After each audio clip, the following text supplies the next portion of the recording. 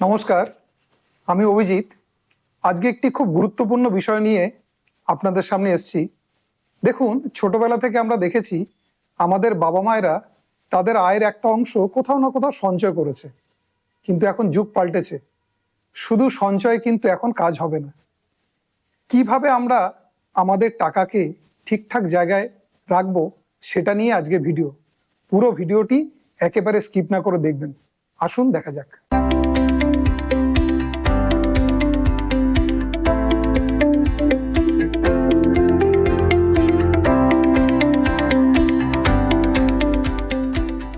দেখুন, আজকে আমরা যে বিষয়টা নিয়ে আলোচনা করব সেটা হচ্ছে সেভিংস ভার্সেস ইনভেস্টমেন্ট।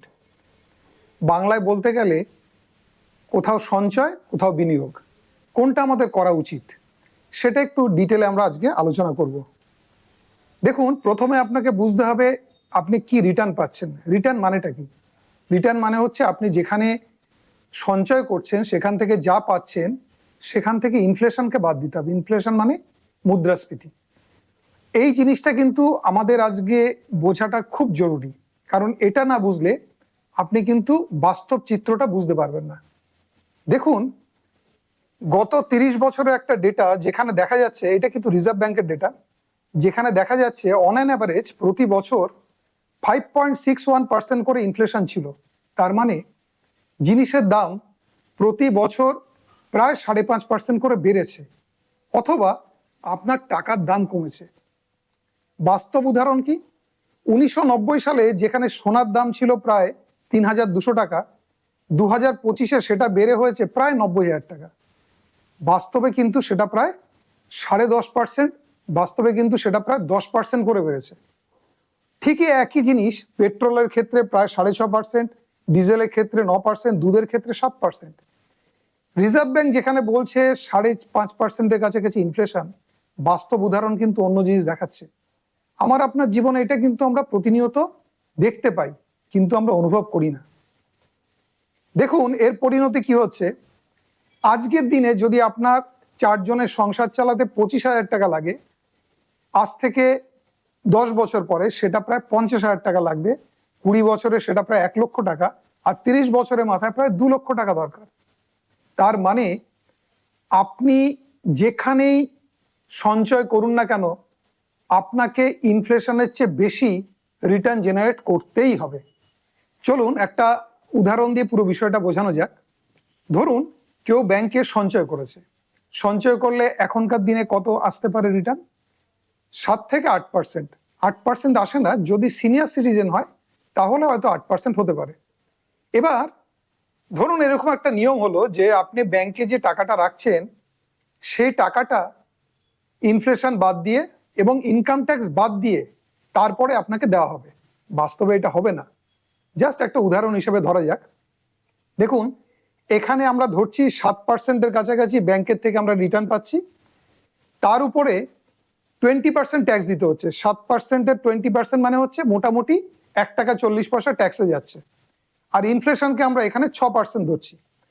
তার মানে 7 থেকে প্রথমে 1 টাকা 40, তারপরে 6 টাকা, সবকিছু যদি বাদ দেওয়া হয়, রিয়েল রিটার্ন যেটা হচ্ছে সেটা হচ্ছে নেগেটিভ রিটার্ন। কখনো কি এইভাবে ভেবে দেখেছেন?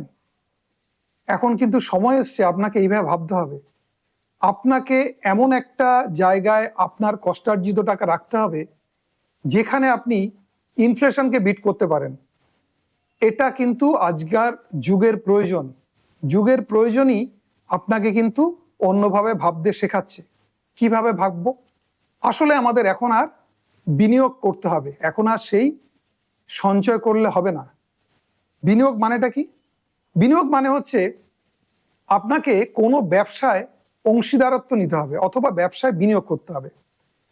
যেটাকে সহজ বাংলা ভাষায় বলতে গেলে, ধরুন কোন একটা ব্যবসা আছে, সেই ব্যবসায় যা বিনিয়োগ হয়েছে তার একটা অংশ আপনি কিনে নিলেন। এটাকে বলে ইকুইটি ইনভেস্টমেন্ট। ইকুইটি মানে হচ্ছে, একটা কথা মাথায় রাখবেন, ইকুইটি মানে হচ্ছে ওনারশিপ, যেখানে আপনি পুরো ব্যবসার একটা অংশীদার হলেন এবং ব্যবসা যত বাড়বে আপনার আয় তত বাড়বে, কারণ আপনি সেই ব্যবসার একটা অংশীদার। একটা উদাহরণ দিই। ধরুন এক ভদ্রলোকের একটা চায়ের দোকান আছে এবং সে বছরে 5 লক্ষ টাকার কাছাকাছি আয় করে সারা বছর জুড়ে। এবার তিনি মনে করলেন সেই ব্যবসাটা তিনি কাউকে বিক্রি করবেন। এবার 3জন খরিদ্দার এসে দাঁড়ালো।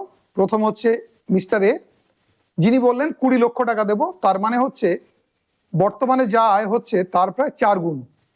মিস্টার বি বলল আমি 25 লাখ টাকা দেবো, তার মানে সে 5 গুণ দিল। মিস্টার সি বলল আমি 15 লক্ষ টাকা দেবো, তার মানে সে দিচ্ছে 3 গুণ। মানে হচ্ছে কেন বেশি দিচ্ছে? ভবিষ্যতে সেই কোম্পানি আরো বেশি প্রফিট করবে বলে তারা বেশি বেশি প্রিমিয়াম দিচ্ছে। এবার উনি এটা করার পরে উনি ভাবলেন যে না, এখন আমি আর ব্যবসাটা বিক্রি করব না। উনি করলেন কি, ঠিক 5 বছর পরে যখন ওনার ব্যবসা থেকে বছরে 20 লক্ষ টাকা আয় হচ্ছে, তখন উনি বললেন যে আমি বিক্রি করব। আগে আয় হতো 5 লক্ষ টাকা, এখন হচ্ছে 20 লক্ষ টাকা। তাহলে এখন মিস্টার এ তিনি 4 গুণ টাকা দেবেন, তার মানে 80 লাখ টাকা। মিস্টার বি যিনি 5 গুণ দেবেন বলেছিলেন, তিনি দেবেন 1 কোটি টাকা। আর মিস্টার সি তিনি দিচ্ছেন প্রায় 1,20,00,000 টাকা। একটা জিনিস নিশ্চয়ই বুঝতে পেরেছেন, ব্যবসায় যত বেশি পরিমাণে লাভ হবে তত কিন্তু তার ভ্যালুয়েশন বাড়ে। একটা বাস্তব উদাহরণ দেখাই। দেখুন, এটা হচ্ছে এইচডিএফসি ব্যাংকের একটা উদাহরণ। এই উদাহরণটা 2011 থেকে 2025 টোটাল 15 বছরের ডেটা আমরা নিয়েছি। টেকনিক্যাল কিছু বিষয় আপনাকে বলে দিই। প্রথম হচ্ছে ইপিএস। ইপিএস মানে আর্নিং পার শেয়ার, শেয়ার প্রতি আয়। এইচডিএফসি ব্যাংকের 5 বছরের শেয়ার প্রতি আয় হচ্ছে 12.96%। ঠিক ওই সময়ের মধ্যে শেয়ারের দাম বেড়েছে 16.23%। 10 বছরে ইপিএস গ্রোথ হচ্ছে 15.242। ঠিক ওই সময় শেয়ারের দাম প্রায় 14% বেড়েছে। একই জিনিস আপনি দেখতে পাচ্ছেন 15 বছরের ক্ষেত্রেও, সেখানে প্রায় 17% ইপিএস গ্রোথ হয়েছে। ঠিক একইভাবে শেয়ারের দামও কিন্তু প্রায় 15% বেড়েছে। তার মানেটা কি? তার মানে হচ্ছে যেভাবে আপনার কোম্পানির প্রফিটেবিলিটি বাড়বে, সেইভাবে কিন্তু আপনার শেয়ারের দামও বাড়বে। শর্ট টার্মে অনেক কিছু থাকতে পারে। শর্ট টার্মে সেন্টিমেন্ট হতে পারে, দেশে কোনো একটা ঘটনা ঘটে গেল, কখনো ধরুন কোনো একটা খারাপ খবর আসলো, এরকম বিভিন্ন জিনিস শর্ট টার্মে যে কোনো শেয়ারের দামকে ওপর নিচ করায়। কিন্তু লং টার্মে একমাত্র জিনিস যেটা কোনো শেয়ারকে দীর্ঘমেয়াদে অনেক উচ্চতায় নিয়ে যায়, সেটা হচ্ছে তার প্রফিটেবিলিটি। কোম্পানিটা কত বেশি প্রফিট হয়েছে। এর সবচেয়ে ভালো উদাহরণ আপনি পাবেন আমেরিকান মার্কেটে। কারণ সারা পৃথিবীতে এত বড় ইতিহাস কারো কাছে নেই, একমাত্র আমেরিকার কাছে আছে। যেখানে এই স্লাইডে আপনি দেখতে পাচ্ছেন প্রায় 200 বছরের ইতিহাস আমি দেখাচ্ছি। 1802 থেকে 2012 পর্যন্ত যতগুলো অ্যাসেট ক্লাস আছে তার মধ্যে কিন্তু ইকুইটি আউট পারফর্ম করেছে। সেখানে কিন্তু গোল্ড বলুন, বন্ড বলুন, কোনো কিছুই কাছাকাছি আসতে পারেনি। ইকুইটি কিন্তু 200 বছরের ইতিহাসে সবচেয়ে বেশি রিটার্ন দিয়েছে। একটা ছোট্ট উদাহরণ আরেকটা দেখাচ্ছি। বিনিয়োগের সাথে সঞ্চয়ের কি পার্থক্য? মোটামুটি এই স্লাইডে আপনি দেখতে পাচ্ছেন 1991 সালে ধরুন 2জন বন্ধু স্টেট ব্যাংকের সামনে গেছে। একজন গিয়ে সরাসরি স্টেট ব্যাংকে ফিক্সড ডিপোজিট করে দিয়েছে 1 লক্ষ টাকা। আরেক বন্ধু উনি ভাবলেন যে স্টেট ব্যাংকে আমি যে টাকাটা রাখবো, সেই টাকাটা তো কোথাও না কোথাও বিনিয়োগ করা হবে, সেখান থেকে স্টেট ব্যাংক প্রফিট করবে। সবচেয়ে ভালো হলো আমি কেন না স্টেট ব্যাংকের একটা অংশীদারত্ব নিয়ে নিই। তিনি করলেন কি, অনেক ভাবনা চিন্তা করে তিনি স্টেট ব্যাংকের 1 লক্ষ টাকা শেয়ার কিনে নিয়েছে 1991 সাল। 2022 সাল পর্যন্ত কোথায় গেছে একবার দেখুন। যিনি ফিক্সড ডিপোজিট করেছিলেন তার টাকা 12 গুণ বেড়েছে, তার মানে 1 লক্ষ টাকা হয়েছে 12 লক্ষ টাকা। আর যিনি স্টেট ব্যাংকে শেয়ার কিনেছিলেন তার টাকা 262 গুণ বেড়েছে, 2,62,00,000 টাকা হয়েছে। একবার ভেবে দেখুন সঞ্চয় আর বিনিয়োগের মধ্যে কি বিস্তর পার্থক্য। একজন সঞ্চয় করেছে, ফিক্সড ডিপোজিটে টাকা রেখেছে, একজন শেয়ার কিনেছে স্টেট ব্যাংকের। কিন্তু এখানে আরেকটা জিনিস দেখার আছে, যিনি বিনিয়োগ করেছেন তার টাকা কিন্তু একবারে স্ট্রেট লাইনে বাড়েনি, কখনো উপরে উঠেছে, কখনো নিচে নেমেছে, কখনো উপরে উঠেছে, কখনো নিচে নেমেছে। কিন্তু যিনি সঞ্চয় করেছেন, এফডি কিনেছেন, তার টাকা কিন্তু একই নাগারে বেড়েছে। একই নাগারে বেড়েছে কারণ তিনি সঞ্চয় করেছেন, আরেকজন বিনিয়োগ করেছেন। ব্যবসায় যখনই আপনি বিনিয়োগ করবেন তখন কিন্তু ভোলাটিলিটি থাকবে, ওপর নিচ করবে। এই জিনিসটা আপনি যদি নিতে পারেন তবেই কিন্তু আপনি গেইন করবেন। আরেকটা উদাহরণ দেখাই। ধরুন 2003 সালে কোনো এক ভদ্রলোক 3 লক্ষ টাকা দিয়ে মারুতি অল্টো কিনেছেন। আরেকজন বন্ধু সেই 3 লক্ষ টাকাই মারুতি অল্টো না কিনে মারুতি শেয়ার কিনেছেন। আজকে তার ভ্যালুয়েশন 2 কোটি টাকার উপরে। আর অল্টোর ভ্যালুয়েশন কি, নিজে একবার চিন্তা করে দেখুন। এবার প্রশ্ন হচ্ছে, আসলে আজকের দিনের প্রয়োজনটা কি? আজকের দিনের প্রয়োজন সঞ্চয় নয়, বিনিয়োগ। বিনিয়োগ করবেন কোথায়?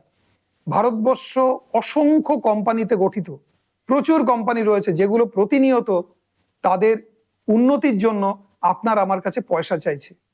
কোথায় আছে সেগুলো? ভারতবর্ষে মূলত দুটো স্টক এক্সচেঞ্জ রয়েছে, একটা হচ্ছে বম্বে স্টক এক্সচেঞ্জ, একটা হচ্ছে ন্যাশনাল স্টক এক্সচেঞ্জ। দুটো এক্সচেঞ্জ মিলিয়ে প্রায় 6,000 কোম্পানি রয়েছে যেখানে আপনি বিনিয়োগ করতে পারেন, এবং সবকটা কিন্তু ভালো ভালো company. Reliance, HDFC bank, state bank, ICICI bank, কি নেই সেখানে? সবকিছু রয়েছে।